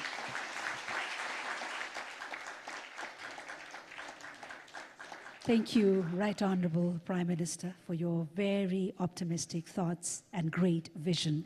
And thank you for gracing us today with your very valuable presence. Ladies and gentlemen, trust us, it's been a Herculean task to craft all this together, tailor everything around the summit, because we wanted to create a very strong foundation, a foundation for a new era, just as similarly to what the Right Honorable Prime Minister put it, a new era of collaboration and partnership for Nepal with the friends across the world. And the IBN, with its strategic approach to investment promotion, has over the years not only spearheaded implementation of several high-profile projects, but also has fostered an environment of trust and cooperation between the government, private sectors, and international investors. And it's been a race, a very high race for the IBN and the entire team itself. So ladies and gentlemen, as we applaud the entire team of IBN, who's been working day and night under the supervision and guidance of the Right Honorable Prime Minister, the Finance Minister, as well as the entire government team, may I invite now to extend the vote of thanks, the leadership himself, the CEO, who is also the Member Secretary of the Nepal Investment Summit 2024 Steering Committee, Mr. Sushil Bhatta, to extend the formal vote of thanks.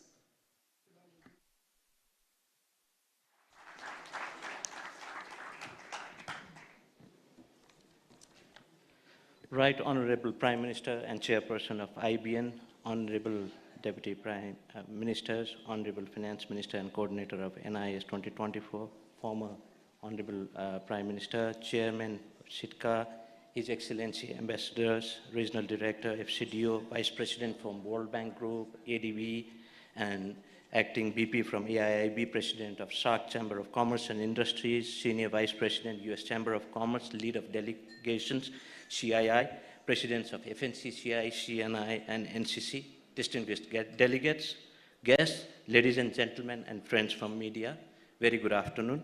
It is with great pleasure and honor that I stand before you today amidst this august gathering of minds and ideas.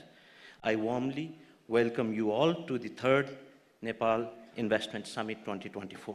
Your presence today signifies a shared commitment to growth and sustainable development, thereby shaping a brighter future for generations to come. We are delighted to welcome delegates from around the world representing different countries and companies. With around 800 foreign delegates from more than 60 countries and over 1,000 delegates from Nepal, the diversity of perspective gathered here today is truly remarkable. This summit builds on the successes of past summits, each a stepping stone towards our collective vision of attracting substantial investments. As we gather here, we continue the legacy of those who have tirelessly worked to showcase Nepal's vast potential on the global stage. I extend my deepest gratitude to our Right Honorable Prime Minister for gracing us with memorable and inspiring address. Special thankfulness to Honorable Finance Minister for your steadfast determination, guidance, and leadership for organizing this summit. And my heartfelt appreciation to Honorable former Prime Minister for your gracious presence today, showcasing collective vision of our political leadership in promoting and leveraging private sector investments, including FDI in Nepal. I'm deeply honored for the insightful address shared by our distinguished guests, which have added significant depth and breadth to our discussions. Special thanks to our valued development partners for their continuous support for promoting private sector investment and in turn creating a conducive business environment in Nepal. Special gratitude to UK FCDO for facilitating in organizing this investment summit. Special thanks to Chairperson, Chief Secretary, and members of the Implementation Committee, Secretariat, and my team, Technical Committee, the Special Task Force for amendment of provisions prevailing in existing Act regulations, and whose tireless efforts have been the backbone of this summit. And extend my heartfelt appreciation to each one of you. And further, I'm deeply grateful to the invaluable support of the private sector umbrella organization, the media fraternity, Hotel Solti, the event management company, and the security personnel whose collaborations have amplified the impact of this summit by ensuring the smooth and secure conduct of the event. And moving towards the summit, the first day of the event will embark on our journey with two insightful plenary sessions, and today's first plenary session will delve into the diverse investment opportunities awaiting exploration within Nepal, while the second will spotlight inspiring success stories from investors who have found prosperity within our borders. Moving to the second day, we will witness a total of 12 sessions, which covers an array of sectors with prior focus on presenting Nepal's potential areas of investments, including green investment opportunities in Nepal. And further, the summit will culminate with a pivotal session on leveraging public-private partnership for infrastructure and services. Discussions from these sessions shall have good takeaways for mobilizing private investments in different potential sectors of Nepal, including leveraging the PPP investment to complement government's development effort. Looking ahead, I anticipate that the discussions and collaborations forged during the summit will pave the way for mobilizing private investments, the country, and paving way for transformative journey towards economic prosperity and sustainable development. It is great appreciation and admiration that I extend my sincere gratitude to Government of Nepal for the recent action in issuing the ordinance for the amendment of Public-Private Partnership and Investment Act 2019. This monumental steps marks a significant achievement for the Investment Board Nepal, and it underscores its journey towards becoming a sustainable, more functional, robust, and autonomous institution. And may we embrace the challenges with courage and possibilities with optimism, Together, let's forge a legacy that resonates far beyond these walls, a legacy of unity and progress through capitalization of boundless potentials. Wishing you all a very pleasant stay and productive time in the event. Thank you and namaste. Thank you, Mr. Bhatta. May I request you to stay back? To Mr. Bhatta, if I may request you to stay back on stage as I turn to the Honorable Finance Minister, who, in the capacity of the coordinator of the Nepal Investment Summit 2024 Steering Committee, may I humbly request you to make a presentation of a felicitation as a gesture of appreciation and honor to our chief guest, the Right Honorable Prime Minister, Mr. Pushpakamal Dahal Prachanda. And this is extending our heartfelt gratitude for all the supervision, the guidance, and the invaluable support that the Right Honorable Prime Minister has extended to us in every leg of drafting and executing this summit that brings us together. And may I now request our chief guest in the very concluding moments, the Right Honorable Prime Minister, Mr. Pushpakamal Dahal Prachanda, to extend felicitation to our distinguished speakers.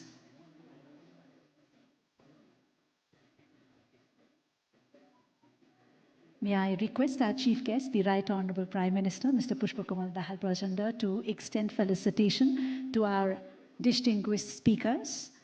This is extending our deepest gratitude and appreciation, first and foremost, to the President of Nepal Chamber of Commerce, Mr. Kamlesh Kumar Agarwal.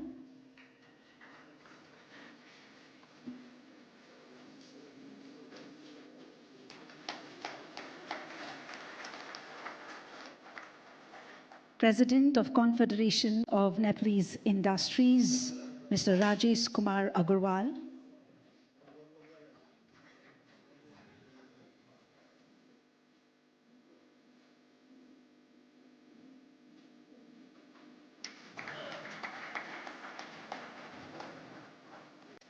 President of the Federation of Nepali Chamber of Commerce and Industries, Mr. Chandra Prasad Dhakal.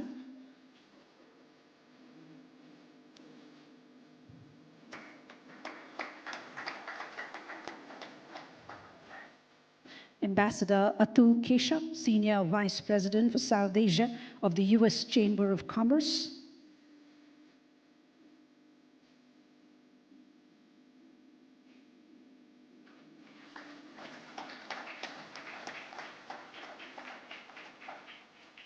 Mr. Ben Mellor, Regional Director, Foreign, Commonwealth and Development Office, FCDO.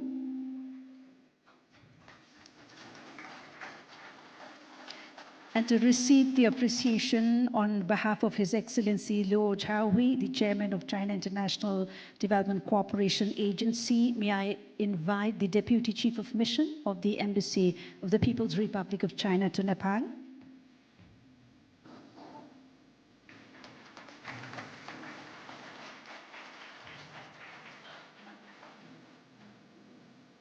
Mr. Supratim Datta, the lead of delegation, Confederation of Indian Industries.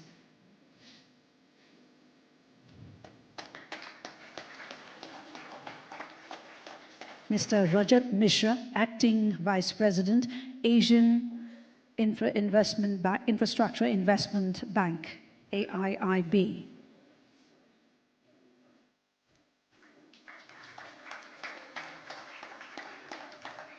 Mr. Yin Ming Yang, the Vice President for Central West and South Asia, Asian Development Bank, ADB.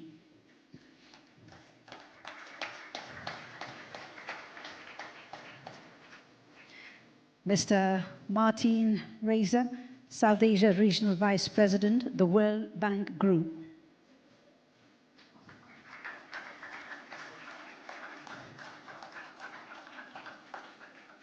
Honorable Mr. Sher Bahadur Deuba, leader of the main opposition party, as well as the former Prime Minister.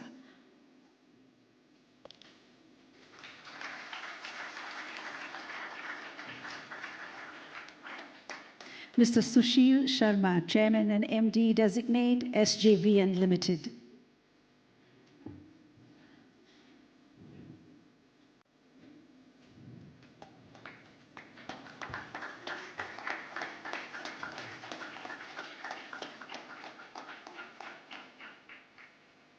Mr. Muhammad Jasheem Uddin, President, SARC Chamber of Commerce and Industries.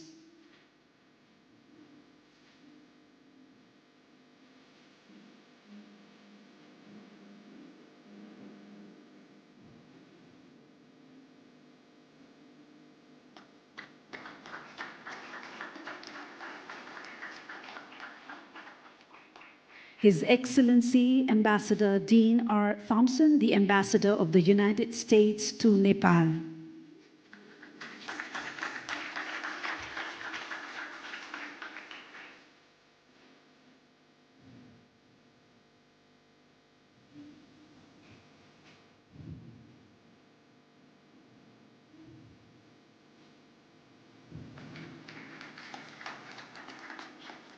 His Excellency Ambassador Naveen Srivastava, Ambassador of India to Nepal.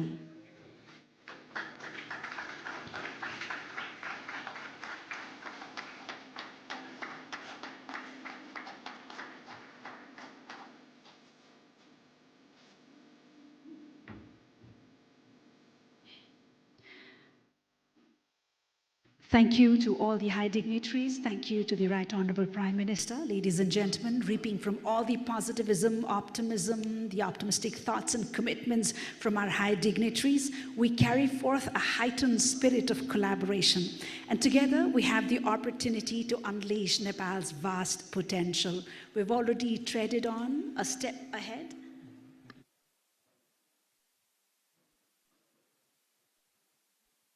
Thank you. Thank you to all our distinguished dignitaries, all in attendance.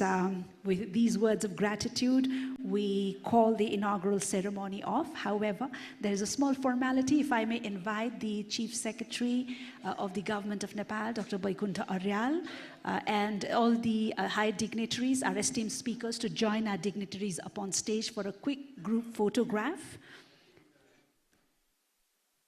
before we disperse, ladies and gentlemen. This is inviting our esteemed speakers to kindly grace us on stage one more time, requesting the Chief Secretary of the Government of Nepal, Dr. Vaikunta Aryal, to also grace us upon stage as we come to the very...